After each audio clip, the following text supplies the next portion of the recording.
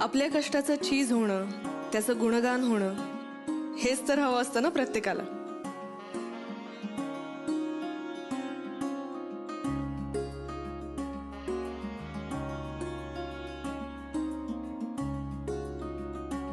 माझ्या यशाचा पाया रचला तो माझ्या बालपणानं. संस्कारांनी शिकवली आपुलकी आणि जोडले नात्यातले बंध.